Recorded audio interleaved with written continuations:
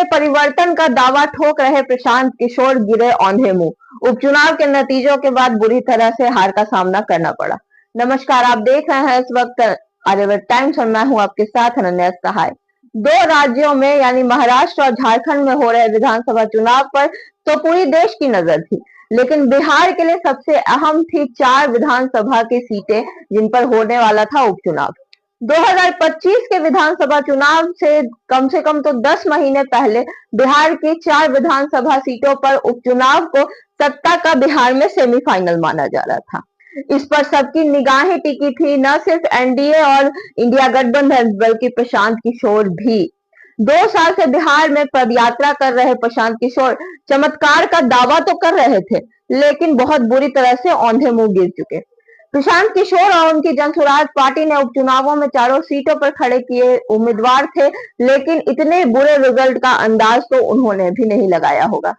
तरारी, रामगढ़, बेलागंज और इमामगंज चारों सीटों पर जनसुराज पार्टी के उम्मीदवार बुरी तरह से हारे हैं। ये हाल तब हुआ जब प्रशांत किशोर ने चुनाव में लड़ने में के लिए पूरी ताकत अपनी लगा दी थी। बिहार से उनके तमाम समर्थक इन 4 सीटों पर लगातार कैंप भी कर रहे थे। पैसे और हर तरह के संसाधन की कोई कमी नहीं थी।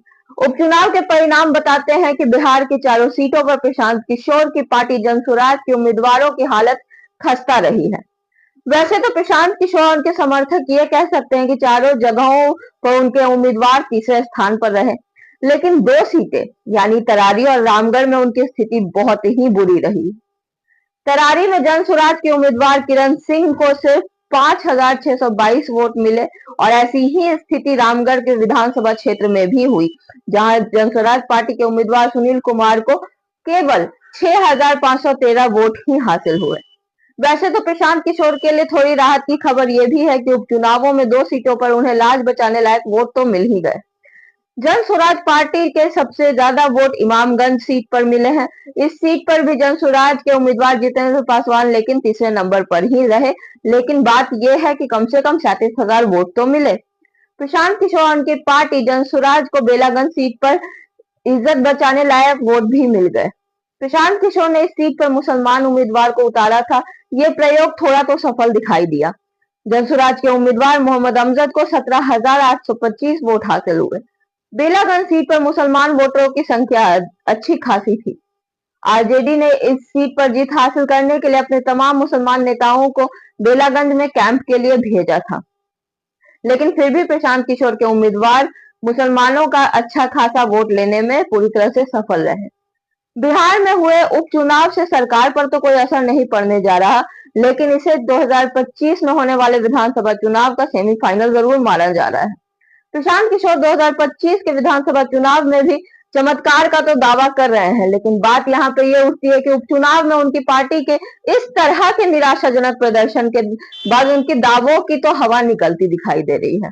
इससे प्रशांत किशोर के समर्थकों में भी गलत मैसेज गया है। उपचुनाव के रिजल्ट का मैसेज ये भी है कि बिहार में अगले साल विधानसभा चुनाव की लड़ाई को एनडीए और इंडिया गठबंधन के बीच ही होना है।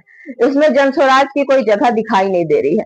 बिहार में सियासी लड़ाई हमेशा आमने सामने की होती है, इसमें तीसरे कोण की गुंजाइश बहुत ही कम होती है। तो ऐसे में प्रशांत किशोर की राजनीतिक स्वीकार्यता कम होगी। जाहिर है कि आने वाले दिनों में उनके लिए राजनीतिक पहलू बिहार का काफी कठिन साबित होने जा रहा है। अब अपनी इस हार को जीत में किस तरीके से बदलते हैं आने वाले चुनाव में प्रशांत किशोर, या फिर उस वक्त भी उनके हाथ सिर्फ निराशा ही लगती है, ये तो देखना बड़ी बात होगी।